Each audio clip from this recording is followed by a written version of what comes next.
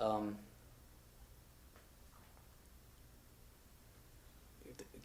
when I was, I guess, 8 or 9 years old, I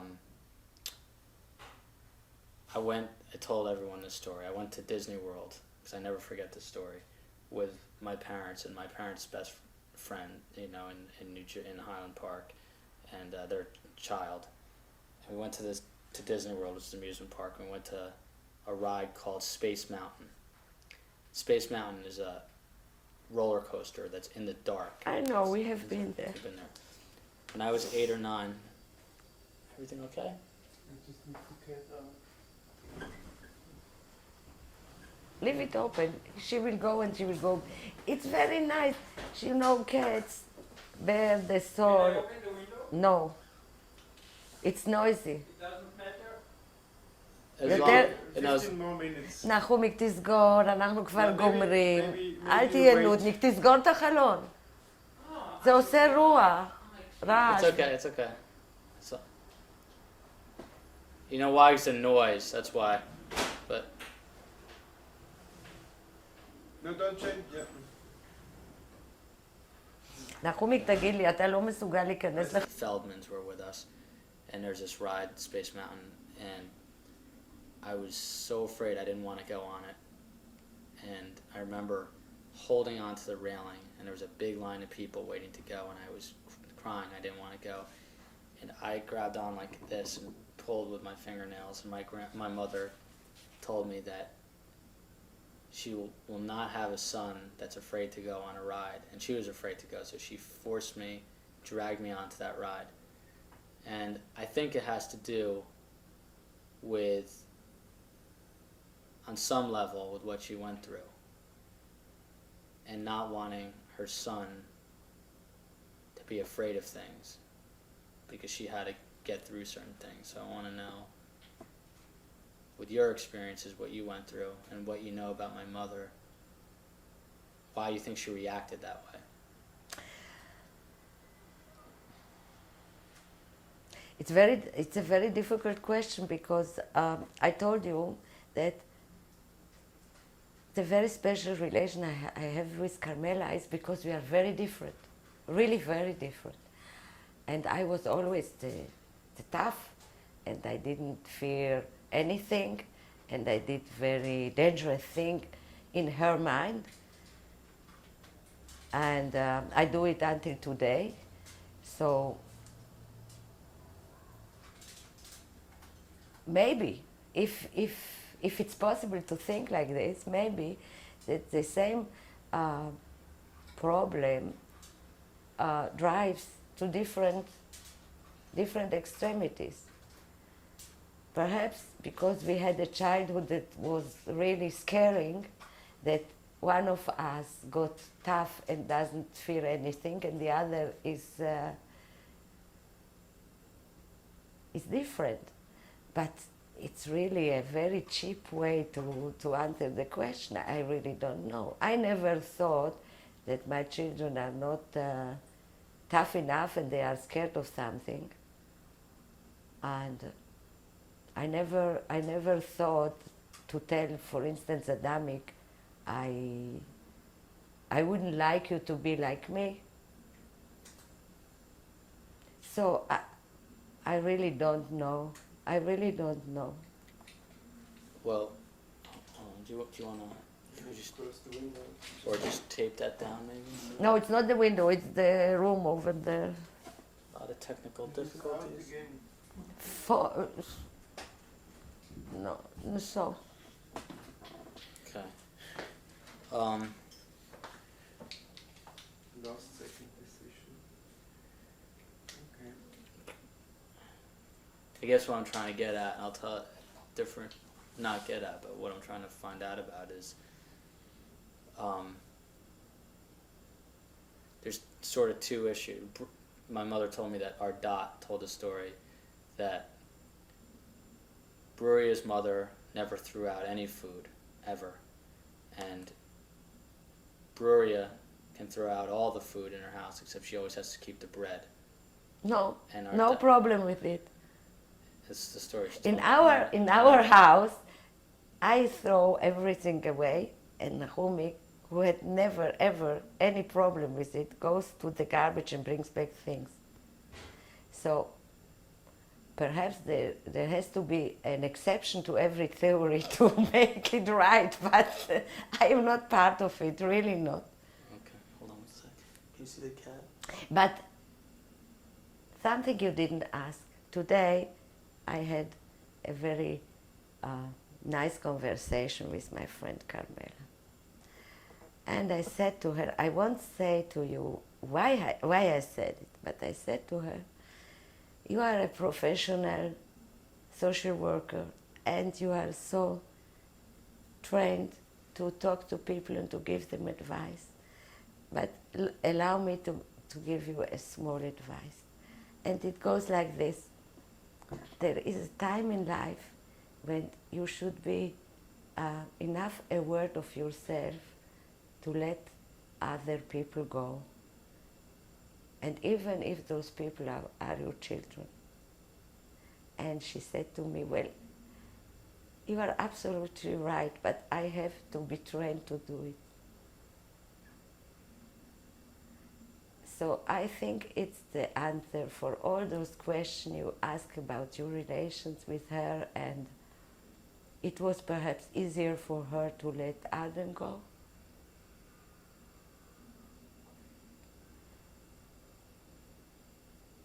Maybe. But for instance, if I go into it, how we let go, I think that my mother had this talent to let go, and Vera didn't. And she has a very strong hold on Elizabeth. And when Elizabeth comes to Israel, I am talking with her all the time because I have this experience with my brother. And I think that Carmi has also this problem. And I think that Bruria has this problem. And I'm not sure if it comes from what we experience as children or how we are as a character, because Bruria has to be in control of everything all the time.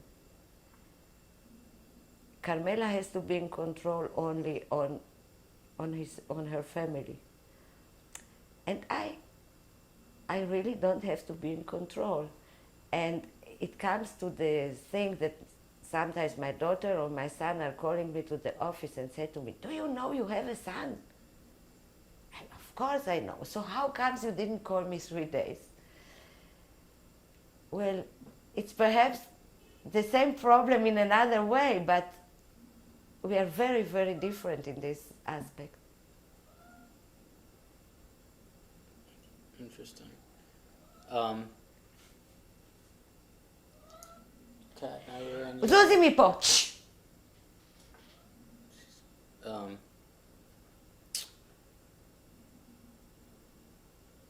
Part of the reason that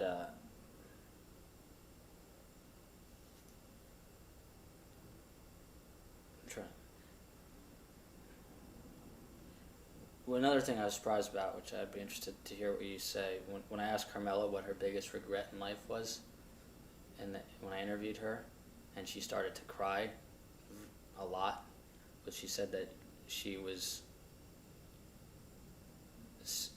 upset that she never lived in Israel. What do you know about that? Well, I remembered when Roy decided that he has to go back to the United States, and I talked about it with him, because Carmi was very upset, and she was really upset. It means that I never saw her before like this. She was sick, physically sick. She had a diarrhea, and she couldn't eat, and she lost weight, and it was very difficult for her. And he answered me that the way they live and the way they need money to help out so many people in the world and in Israel, the economic situation doesn't allow the kind of life that they intend to live. He has to go back for a time, not forever, for a time. And I understood it very well, and Carmi understood it also very well, but it was very difficult for her. And I think that every time they're coming here, Carmi is very, very happy. And well, I think it has to do, this of all the things has to do really with the war and with the kind of thinking, as my mother thought, that you have to live in a country where you are not an outsider and you have to have your children there. And if there are problems, they are your problems and not problems that have been brought up on you from another source. Maybe this is the idea beneath it, because Carmi is one of the persons who makes friends very quickly and very good friends. So it's not the fact that I am living here or Janet or things like this. It's really a commitment she had with herself, and she couldn't stand up to it, perhaps.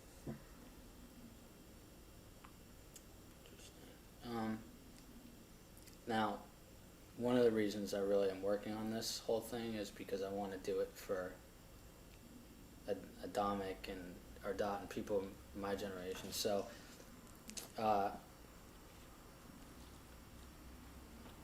one thing that I learned from my father when we studied Jean-Paul Sartre is he said a famous saying where the only choice you don't have is not to choose, meaning that you always have to choose something.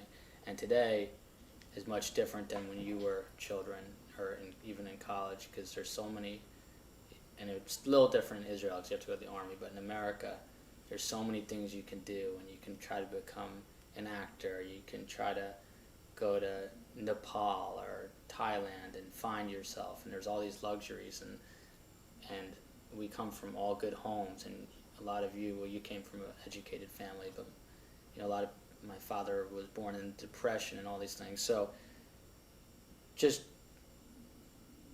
I guess, what do you think about our generation, and what advice do you give to either your son or your daughter or to their friends about how to live life? And I guess if you have something that you learned from your experience as a child, what that advice would be. Well, it's the same advice I got from my mother. I think that the running after achievement in itself has no purpose. It doesn't give you anything. And on this point, I have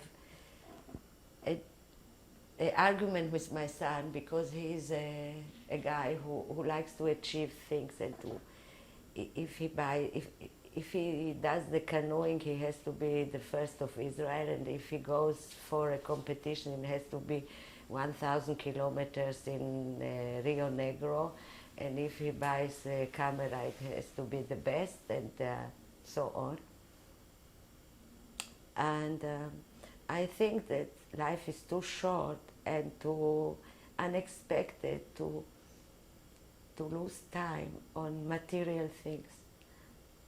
And if you draw a picture, or write a poem, or build a house, or do things like this, it has more meaning than if you buy something or if you get something by buying it.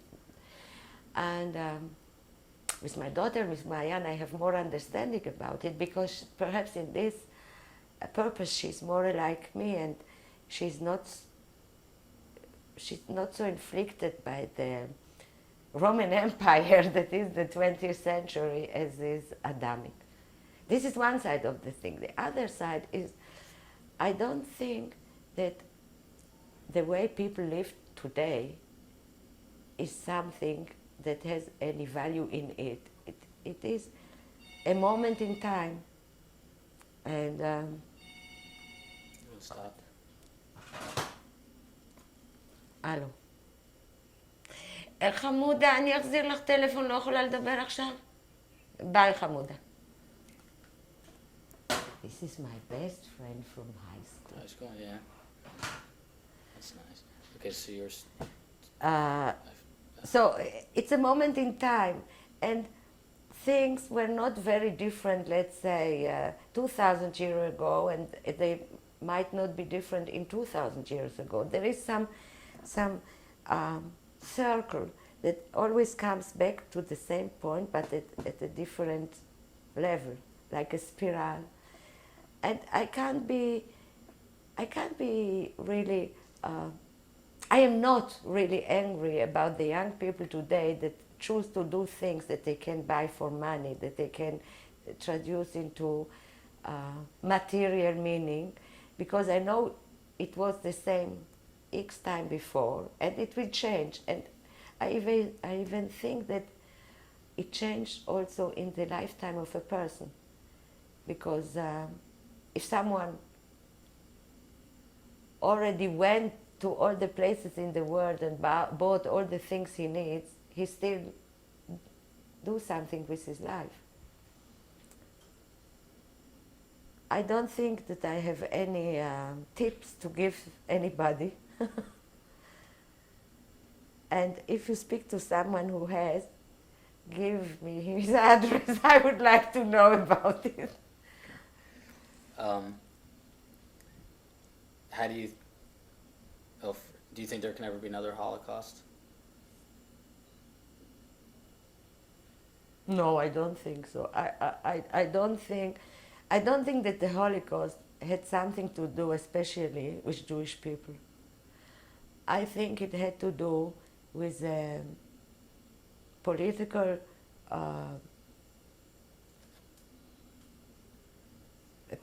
and historical moment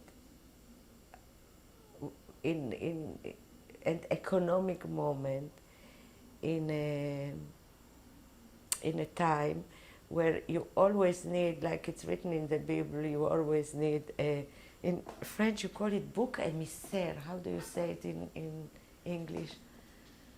You know, the goat that the eve of Yom Kippur they were putting on all the things and throwing away. You need always a goat like this. And you see what happens in the Balkans, you see what happens in Timor. The only difference is that the Jewish people had some tradition of living a very unhealthy and unstructured life from one side, and from the other side, as they were with a very long tradition of being different from others. They were a very common and easy goat to be taken, to be thrown out. So now I don't think that something like this can happen, but I don't find really any difference between what happened to the Jewish people during the Second World War with all the persecution, and what happens now in Yugoslavia between. So if you ask me, a Holocaust as a human bad behavior, it never stopped, and it would probably never stop. But if you take it on the purpose of Jewish people, I think it. Oh, man. You have to open the door and to say we. How did your experience as a child going through the war, how did that change you for the rest of your life? I don't know. I didn't have another experience to compare with, really. How can I know? How would be my life if I had another experience? I have to live it again. Well, is there anything that you learned from your experiences that helped you get through life, maybe? I don't think. I think that we are like piece of wood. There is hardwood and softwood, and the life is curving it. So if you are made of hardwood, you are less curved than if you are made of softwood. And if you look around, you can see people that obviously had a very normal childhood and they are nuts, and others that.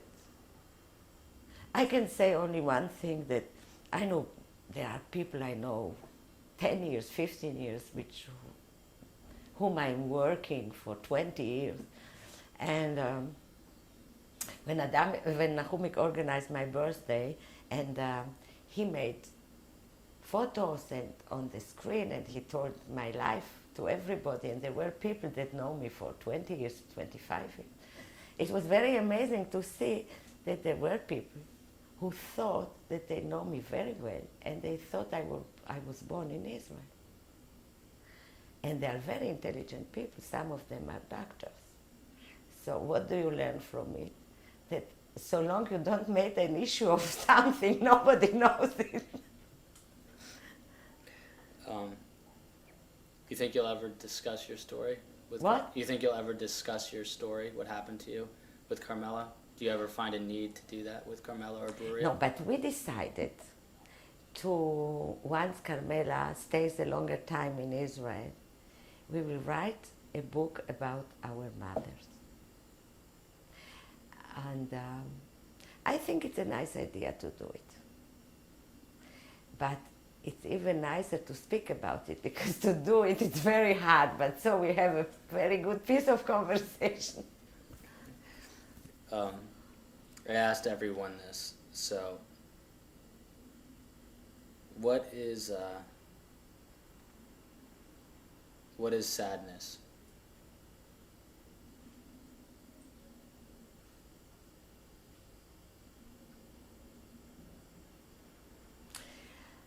I am not good at this. It's not that I am not sad from time to time, but I don't know what it is. I would make a wild guess and say that to be sad is to be in a state of regretting something. And when you regret something, it's obviously that you have a problem with yourself, that you should have done something that you didn't do it. That would be sadness for me. What's happiness? Well, this is even more complicated, because I think if I recall moments of happiness, they are so different. They are like, for instance, when I gain a competition in my work, or at 1 o'clock in the night when I'm working a week over a project and I have big problems, and suddenly it's so stupid, in one moment I have the solution. This is one kind of being happy. And the other kind of being happy is very like a Jewish mother, that you see that your children are well, but this I will call a biological happiness. But I am sure that I lack the talent to be happy as Carmela. She knows how to be happy. I remember your sister when she was in Israel, and I took her out to a restaurant in Jerusalem, and we talked about Carmela, and I asked her, what do you think is the most beautiful side of your mother? And she said, she's always happy. And Arden was like 17, 18 years old. She wasn't a child, and it was so nice to hear it, because I think the same thing. So I don't know how to be happy, how Carmela acted, really not. And I don't think you can learn to be. You have to be born into it. Anything else that you wanna? Zeo? בסדר, תודה רבה. I have to tell you that never in my life I spoke so much. Today, Nahumik and Roy had a very nice conversation. Roy complained that Carmela is talking too much, and Nahumik was complaining that I am not talking enough. And so I suggested that we put Carmela and me into a mixer, and we divide it in two, and then both our husbands will be happy.